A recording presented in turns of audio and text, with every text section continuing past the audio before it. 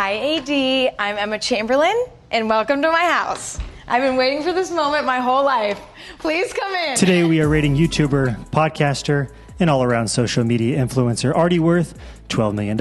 Emma Chamberlain's 1950s Beverly Hills home featured on Architectural Digest. With Marie and Ashley from prom, and we had the most fun ever. And so I feel like every room has a different feel. I love the sound of that, and I like what I'm seeing so far. I'm also very surprised, in a good way, that a 21-year-old would want this style. I would have expected a white glass box in the hills, but I like that we seem to be moving away from these super modern and sterile white boxes and going back to these older homes with all this built-in character and then renovating them to fit our current standards. So I'm excited to explore this. If I'm being completely honest, when we were designing this room, I was like, it's gonna be really gorgeous, but I'm never gonna use it. And that's actually not true at all. I actually hang out in here with my friends and we read books, which is crazy because who reads books? This would be a great room to read a book in, especially in the little alcove on the other side. And I do like displaying the books like this, especially with how long the bench is. The room doesn't need a bookshelf, so I really like this idea. What I really like about this room is that, this half is very relaxing. The colors are very soothing. And these windows are so gorgeous, the way that the light... Yeah, these skylights make the room. They're incredible. Yep, that's a spot. That's exactly where I'm reading. My one wish for this room, though, would be for a real wood-burning fireplace. I don't like the faux wood with the glass covering. It kind of cheapens the whole rustic cabin vibe, but other than that, we're off to a great start. So this is the formal dining room. To be honest, I've never really had a super strong opinion on chandeliers, ever. It's just one of those things that I don't feel passionate about necessarily until I saw this one. And I was like, no, that's what I like. So that's a Truist chandelier. Each of those links is acrylic based and it's all hand assembled. I had a client who wanted one almost identical to this. It was quoted at $35,000 before tax, before shipping, before install, before all that jazz. $35,000 just base pricing. So you may be wondering, how can a 21-year-old afford to drop six figures on a dining room set, let alone an entire home in Beverly Hills? Well, Emma decided to drop out of high school in 2017 to start a YouTube channel. After months and months of creating content, she still barely had any followers, but posted a video called Why We All Owe the Dollar Store an Apology.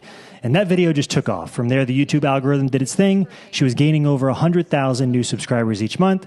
And by 2019, Time Magazine had her on the top 25 list for most influential people alongside the like of AOC, Prince Harry, Meghan Markle. That's how you get to own a $4.3 million home in Beverly Hills at 21. Well, actually, she bought her first home in West Hollywood at 19 for $3.9 million. So this is technically her second home. Wonder how many kids are considering dropping out of high school after seeing this. We actually Good luck. ripped out the whole kitchen and redid it.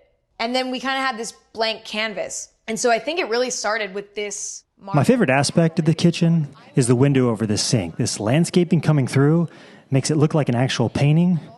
It's insane. I also like how it feeds into the overall color palette for the room. The light oak floors, the light jade cabinets, these marble or maybe they're quartzite tops. Either way, but it's really all about the skylights in this house. And I do want to talk about the skylights, but just in case we leave the room, I also like how she used these square cream tiles to cover her entire bar top and then use the marble in here. I like that subtle separation, transitioning you from kitchen to bar top to dining table. It's a great house. I'm kind of mortified to admit that I have this as an entire room. I'm going to be honest. It's a little bit, it's like, really, Emma? Yes. But yet, I need a place that feels light and bright and happy. All right, so let's have the skylight conversation because I know everyone's going to want them, and I'm sure it'll become one of the top new home trends based off this exact house here.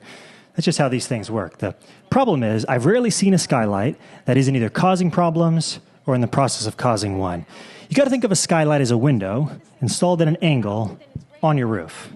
What could go wrong? Windows make for lousy walls, and they make for even worse roofs. You're essentially punching a hole in your ceiling, which opens Pandora's box to several problems. Number one, the room's going to be extremely hot or extremely cold depending on the time of year, and your thermostat's going to be working overtime trying to compensate for the delta. Also, there's a small cavity that forms in the ceiling, which gives you this great drop shadow effect in the room, but it also provides a perfect spot for warm air to collect. When you've got warm and humid air and a tight space, not much good's going to come of that. So With all that being what it is, I guess my advice would be if you live in a humid climate, climate that rains a lot, climate that snows a lot, basically if you don't live in a California climate, don't even consider installing skylights. I understand they look amazing, but I'm warning you now. Plus, they're a pain to clean. So, just giving you my advice. You can do whatever you want. That's my 2 cents. Take it or leave it. The other living room is like, we're gonna really take care of our minds in here. And then in here, it's like, no more rules. The cool thing in this room is the drum set. And this house has such a Northern California cabin meets Old Money Lake Tahoe meets Charles Manson's hippie compound in Laurel Canyon. You might not come back, but at least you'll have a good time while it lasts. I love it. One of my absolute favorite things has been all of her little knickknacks and collectibles. They're so odd and quirky, but really add to the whole vibe. Her furniture hasn't been my all-time favorite, but the house itself works for me. I sort of had this obsession with this color of marble, like this sort of rusty marble. And I was kind of like dreaming about it, but it also kind of felt risky because it's definitely out of my comfort zone in a way. If we went to a slab yard, this might be the absolute last slab most clients would pick. But when you put the entire home in context, it makes total sense. And that's what you got to do when you're designing a house. The entire project's like a giant puzzle, and all the rooms need to fit and flow together. And then at the end, when you zoom out, it works as a whole. If you just saw a picture of this bathroom, you might be like, I don't like it that much. But when you see the bathroom next to the living room, next to the family room, next to the kitchen, and on and on and on, you're like, I get it. Makes sense. And then this reminded me of honeycomb. And honestly, it looks like yummy. Like I would eat it. Honestly, that's kind of like the good judge of like marble. You know it's good if you just wish you could eat it. That's so true. I'm going to have to use that line. That also looked like onyx. And if you look closely, you could see where each slab was seamed together. I bet you spent well over, $50,000 book matching those two walls. I will say, if you like the look, but you don't have 50 G's laying around, try pricing out porcelain slabs. The new stuff looks almost identical to marble, but at a fraction of the cost. So look at a porcelain if you want the look. They basically photograph marble and then high-res print it on like a 5x10 porcelain slab. I mean, nothing looks as good as natural stone, but it's pretty crazy what they can accomplish. These ones are really weird because these ones are so tiny. I didn't realize that they were going to be that tiny. And I was like, what is that for? I don't want to know. Like, I like to think it was like for people's cats in the 60s. Like, they'd give their cat like a little vodka soda in here. You know, it's cute. Sorry, I was talking over her explaining the shower slabs, so not sure how we transitioned to vodka soda for cats, but like I said earlier, she's got the coolest collection of random, kind of useless, but kind of not useless at the same time. I need to go back and make a note of some of this stuff. It's pretty obvious that I just turned 21. Like, I'm going to be so mad about this in like literally 2 years. And I'm going to be like, why did I do that? I mean, but I love it. Like, it's so fun. She's used the word fun to describe this house a lot, and I disagree. I don't see this as a fun house, and I don't mean that in a negative way. This is more, like everyone knows someone who's naturally beautiful, right? They wake up beautiful, they go to the gym, they run a mile, still look beautiful. Doesn't matter what occasion, they're just naturally pretty. Okay, that's what this house is. It's got this effortless quality to it. It's not trying to come off as pretty, it just exists that way.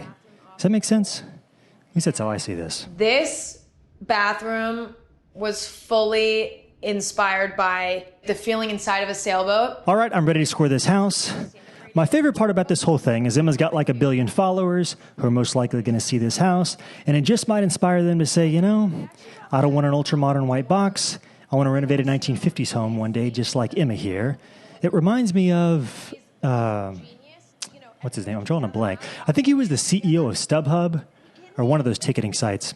Anyways, last year the guy paid $40 million for this beautiful 1940s home in Beverly Hills. It was a 10,000 square foot home, and just decides, I'm going to knock it down to build my new modern trophy mansion. That's insane. I understand not every whole dome is worth saving. I get it. But the good ones, like the one he bought, or ones like this, need to be saved. So hopefully Emma can inspire more people to renovate these great older houses instead of sending out the wrecking ball. We'll see. Anyways, I'm going to go with this is a good house.